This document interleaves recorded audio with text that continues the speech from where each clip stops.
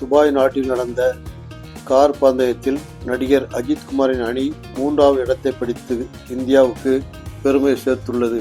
அதிலும் தமிழ்நாட்டில் ஒரு சிறந்த நடிகராக இருக்கும் அஜித்குமார் ஒரு கார் பந்தய விளையாட்டில் ஆர்வமாக கற்று அதில் சாதனையும் படைத்துள்ளது குறிப்பிடத்தக்கது. அஜித்குமார் வெறும் சினிமா நடிகர் மட்டுமல்ல, அவர் ஒரு பந்தய வீரன். தனது 18வது வயதில் இருந்தே மோட்டார் சைக்கிள் ரேஸில் கலந்து கொள்ள வேண்டும் என்பது அஜித்தின் கனவு. பல போட்டிகளில் கலந்து கொண்டாலும் விபத்துகள், காயங்கள் காரணமாக அவரால் அதில் தொடர முடியவில்லை. அதே நேரத்தில் நடிக்க வந்து விட்டதால் சினிமாவில் கிடைத்த வெற்றி அவரை ரேஸ் பக்கம் திரும்ப விடவில்லை. மேலும் சினிமா நடிகராக கிடைக்கும் புகழை விடவும் இதில் கிடைக்கும் ஊதியம் அஜித்துக்கு மிக முக்கியமாக இருந்திருக்கும். ஏனென்றால் மோட்டார் பந்தயம் என்பது அதிக செலவு பிடிக்கும் ஒரு விளையாட்டு. எல்லோராலும் அதில் பங்கேற்க முடியாது. அதனால்தான் சினிமாவின் மூலம் தனது கனவை அடைய நினைத்தார். அஜித்தின் ஆசை, கனவு, லட்சியம் அனைத்தும் ரேஸ் மீதே இருந்திருந்தது.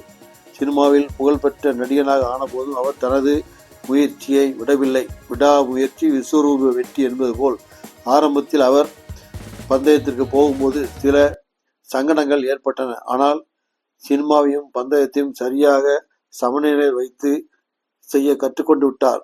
தனது 32வது வயதில் மோட்டார் சைக்கிளை விட்டு கார் பந்தயம் பக்கம் கவனம் திருப்பினார்.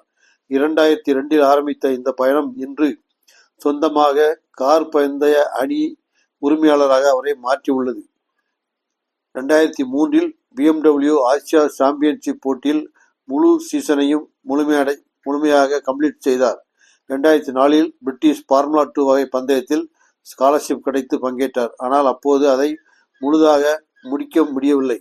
தொடர்ச்சியான சினிமா படப்பிடிப்புகள், முழுமையாக ரேஸ் பந்தயம் பக்கம் செல்ல வேண்டும் என்றாலும் பொருளாதாரம் வேண்டும். அதற்கு சினிமாவில் நடித்தே ஆக வேண்டும். அதே சமயம் சினிமாவில் வந்து போகும் இடங்களை அவர் மட்டும் செய்யவில்லை. தனது லட்சியத்திற்கான மூலதனத்தை கொடுக்கும் சினிமாவிற்கும் நிபந்தனை இல்லாத அன்பை வாரி வழங்கும் ரசிகனுக்கும் உண்மையாக இருக்க வேண்டும் என்று நினைத்தார். இதனால் தான் அவர் படங்களில், ஆக்ஷன் காட்சிகளில் அதிக ரிஸ்க் எடுத்து நடித்து வருகிறார். இதுதான் இந்த சினிமாவிற்கும் அவரது ரசிகர்களுக்கும் அஜித் செலுத்தும் நன்றி கடன். துபாய் 24 என்று அழைக்கப்படும் பந்தயத்தில் 24 மணி நேரம் தொடர்ச்சியாக கார் ஓட்ட வேண்டும். இடையில் காரை மாற்றக்கூடாது. பழுது பார்த்து கொள்ளலாம். 2 மணி நேரத்துக்கு ஒரு முறை டயர் மாற்றிக் கொள்ளலாம். ஒரு அணியில் உள்ள வீரர்கள் மாறி மாறி கார் ஓட்டிக்கொண்டே இருக்க வேண்டும். வெயில், மழை, பனி, எந்த வானிலையாக இருந்தாலும் நிற்க முடியாது. 24 மணி நேரத்தில் ரேஸ் கார்கள் 2500 முதல் 3500 கிலோமீட்டர் கடக்கும் போட்டி இது. இதில்தான் அஜித் அணி பங்கேற்றது. பயிற்சியின் போது விபத்து ஏற்பட்டதால் இந்த ரேஸில் அஜித் கலந்து கொள்ள முடியவில்லை. ஒவ்வொரு வருடமும் அக்டோபர் மாதம் முதல் மார்ச் மாதம் வரை பந்தய சீசன். அந்த காலகட்டத்தில் பந்தயத்தில் கவனம் செலுத்திவிட்டு மீதி உள்ள 6 மாதங்களில் சினிமாவில் நடிக்கிறார். இனிமேல் வாழ்நாள் முழுவதும் சக்கர நாற்காலி தான் என்று சொல்லப்பட்ட ஒரு நபர் தனது மன வலிமையால் விடாமுயற்சியோடு வளர்ந்திருக்கிறார். உங்கள் கனவுகளை விடாமல் துரத்துங்கள், என்றேனும் ஒரு நாள் வானம் வசப்படும் என்று வாழ்ந்து காட்டியுள்ளார் அஜித் என்னும் பந்தயக்கார நடிகர். அவருக்கு உறுதுணையாக உள்ளது அவரது மனைவி மற்றும் குழந்தைகள், ரசிகர்கள்.